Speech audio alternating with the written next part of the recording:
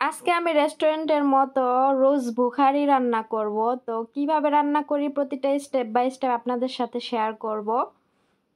আসসালামু আলাইকুম, কেমন আছেন সবাই? আলহামদুলিল্লাহ আমি ভালো আছি। দুপুরবেলা রান্না করতে চলে আসছি। এখানে আমি 2টা মুরগি ভিজা রেখে গেছিলাম। তো আজকে আমি 1.5টা মুরগি রান্না করব। এরপরে আমি একটা পাতিলের মধ্যে এখানে গাজর আর কিশমিশ ভাইজা নিতেছি। গাজরটা এভাবে চিকন চিকন করে ভাইজা নিতে হবে। তো বেশি ভাজা যাবে না, পুড়ে পুড়ে গেলে কিন্তু ভাল লাগবে না। তো এই যাতে কালারটা সুন্দর থাকে এভাবে ভাইজা নিতে হবে। তো ওইভাবে যে আমি ভাইজা নিয়েছি, ভাজা রাখার যে গাজরটা উঠায় রাখছি, তারপরে যে তেল ছিল ওই তেলের মধ্যে আমি এখন এই যে মুরগির পিসগুলা এইভাবে কাইটা নিছি 1.5টা মুরগি। আর আমি মুরগির কিন্তু চামড়া ফালাই নাই, চামড়াটা আমি ভালো করে পরিষ্কার কইরা চামড়া সহ মাংসটা আমি করে নিতেছি। তো আমি 3 পিস মুরগি এখানে অর্ধেক অর্ধেক করে কাটছি। একটা মুরগি 2 পিস করছি। তো কাটা খাওয়ার সময় হয়তো ওনারা এখান থেকে কাইটা নিবে। তো এটা আর কি এইভাবে আমি কাটছি আজকে মুরগি একটু দেখতে সুন্দর হবে, সৌন্দর্যের জন্য। তো এইভাবে উল্টায় পাল্টায় আমি একটু তেলের মধ্যে মুরগির পিসগুলো ভাইজা নিতেছি। তারপর আমি এক এক করে যা যা মশলা লাগে সবগুলা এইভাবে দিব। তো এই রোজ ভুকারিটা আমি এর আগেও রান্না করছি, কিন্তু আপনাদের সাথে শেয়ার করা হয়নি। আর আমি আজকে ভাবলাম যে আপনাদের সাথে শেয়ার করি। তো সুন্দর মতো এইভাবে ভাইজা নিয়েছি কিছুক্ষণ। এরপর আমি এখানে আনাম, জিরা, ধনিয়া, তারপরে গরম মশলার যা যা আছে সব কিছুই আমি অল্প পরিমাণে দিয়ে দিলাম। তারপরে এইভাবে আমি আরেকটু ভাইজা নিব। তারপর আবার এক এক করে বাকি মশলাগুলো আমি এখানে দিব। তো এখানে অনেকক্ষণ আমি ভাইজা নিয়েছি। ভাইজা নেওয়ার পরে এখন আমি দিয়ে দিলাম অল্প কিছু পেঁয়াজ। তো পেঁয়াজগুলা যেভাবে কাটেন, আমি এত চিকন করে পেঁয়াজ কাটি না, কারণ রান্না করলে পেঁয়াজ গলে যায়। তো এখানে আমি এভাবে পেঁয়াজ কাইটা নিয়েছি, তারপরে দিলাম গাজর। এখন আমি সুন্দর মতো কিছুক্ষণ এটা মুরগির মাংসের সাথে ভুনা করে নিব, কষায় নিব আর কি। তারপরে মশলাগুলো আমি দিব পরে। তো এইভাবে সুন্দর মতো দিয়া এইভাবে লাড়াচাড়া দিতে হবে, যাতে করে গাজরগুলা আর পেঁয়াজগুলা সুন্দর মতো মুরগির সাথে একদম মিশে ভাজা ভাজা হয়ে যায়। তো এই রোজ ভোকারিটা অনেকেই কিন্তু অনেকভাবে রান্না করে। তো এক একজনের এক এক রকম আইডিয়া। তো আমার আইডিয়ার মতো আমি রান্না করতেছি। তো এখানে আমি বড় একটা শুকনা লেবু দিছি। আরবিরা কিন্তু এরকম অনেক খাবারের সাথে এই শুকনা লেবুটা ব্যবহার করে। তো এই লেবুটা আমাদের দেশে আছে কিনা আমি জানি না, তবে এই লেবুটা ওরা খাবারের সাথে ব্যবহার করে। এই লেবুটা অনেক ঘ্রাণ, খাবারের সাথে ব্যবহার করলে আসলে খাবারের ঘ্রাণটা ভালো হয় এজন্য। তো অনেকে আছে এই লেবুটা ভাঙ্গা তারপরে মনে করেন ভিতরে যে কালো অংশগুলো ওগুলা দেয়, আর আমি আনামি দিই, ভাঙ্গি না। এরপরে আমি এখানে ধনিয়ার গুঁড়ো, শুকনা মরিচের গুঁড়ো সামান্য, তার কি কালো মরিচের গুঁড়ো আমি ভুলেই গেছি কি কি দিছি। তারপরে মুরগির মশলা, হলুদ আমি এখানে দেই নাই। তো সব মশলাগুলো আমি এভাবে একটা ইয়ের ভিতরে নিয়ে নিছিলাম, কাপের ভিতরে। তা মশলাগুলো ঢাইলা দিলাম, এরপরে দিলাম পরিমাণ মতো পানি। তো পানি দিয়ে সুন্দর মতো এভাবে উল্টায় পাল্টায় মুরগির মাংসটা সিদ্ধ করে নিতে হবে। তো আমি এভাবে উল্টায় দিচ্ছি।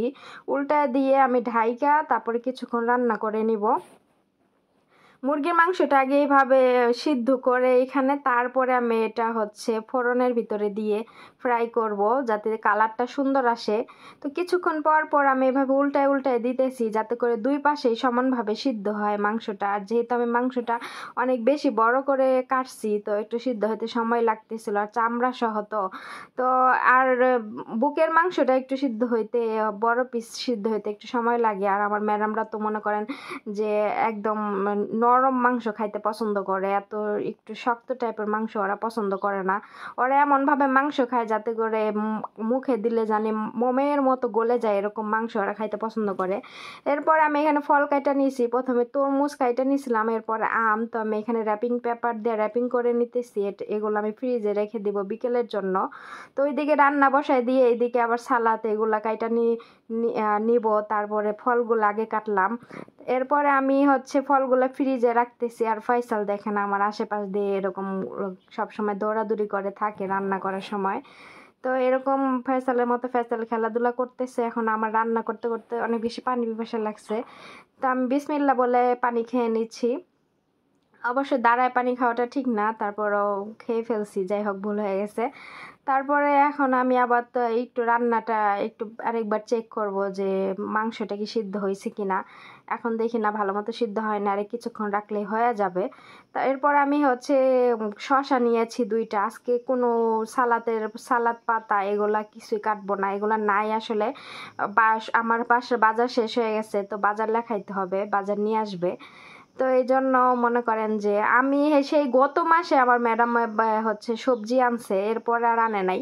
তো আমি পুরো 1 মাসের বেশি সবজিগুলা নিছি। তো গত মাসে যখন ম্যাডাম বাজার করছে আমি সবজিগুলা ম্যাডামরে বলছিলাম যে সবজি যাতে না আনে, ফ্রিজ বড় অনেক সবজি ছিল, কারণ আনলে পচায় পচায় ফালাই দিয়ে লাভ নাই, শুধু শুধু টাকা দিয়ে কি জিনিস আনবে। পরে ম্যাডাম আর আনে নাই। এরপর ওই সবজি আমি এই মাসের মনে করেন 10 দিন নিছি। তো 1 মাসের বেশি সবজিগুলো নিছি, তো এই জন্য সবজি শেষ হয়ে গেছে। তো এখানে আমি 2টা শসা কাইটা নিছি, সুন্দর মতো কাইটা রেখে দিলাম। আর এখানে আমি আপনাদের সাথে কথা বলতেছিলাম, রান্না যে বসাই দিয়েছি, আর একটু ভাবলাম যে আপনাদের সাথে কথা বলি।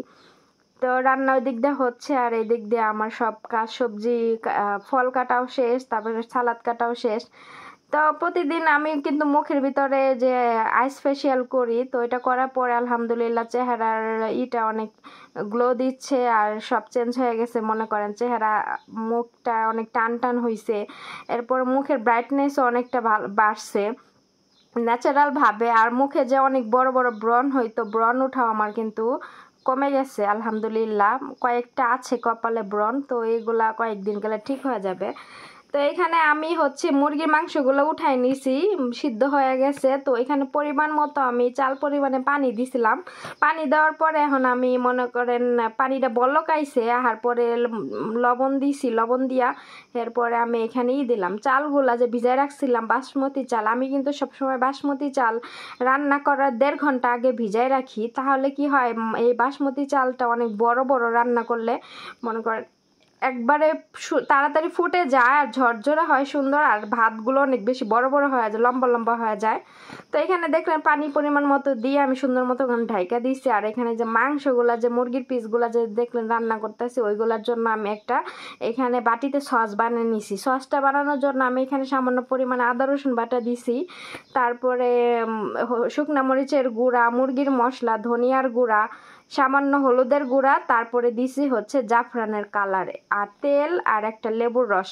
এগুলো সব কিছু দিয়ে আমি একটা সসের মতো বানাই নিছি। এরপরে আমি এখানে একটা ব্রাশের সাহায্যে ওই মুরগির পিসগুলোর সাথে ওই সসটা এইভাবে করে ব্রাশ করে নিতেছি, যাতে করে মুরগিটা আমি ফ্রাই করলে কালারটা অনেক সুন্দর হবে, খাইতেও কিন্তু মজা লাগবে, দেখতেও সুন্দর লাগবে।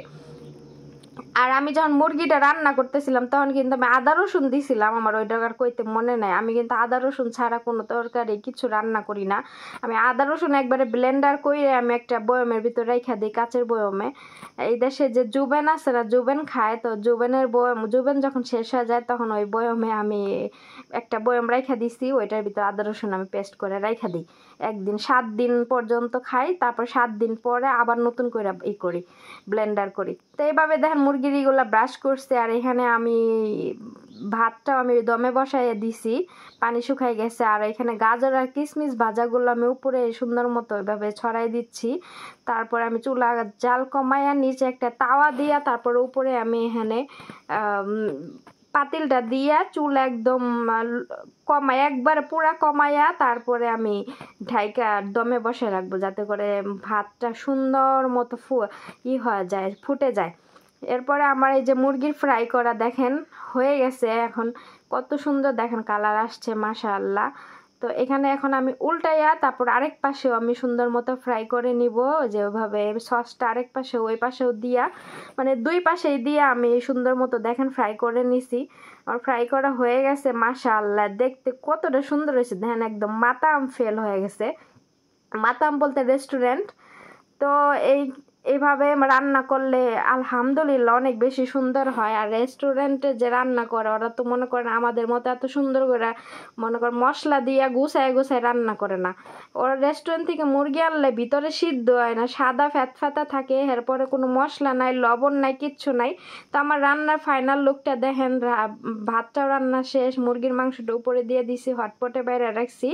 তো রান্নার দেখেন কত সুন্দর হয়েছে মাশাআল্লাহ, আলহামদুলিল্লাহ। আজকের ভিডিও এখানেই রাখতেছি, সবাই ভালো থাকবেন, আল্লাহ হাফেজ।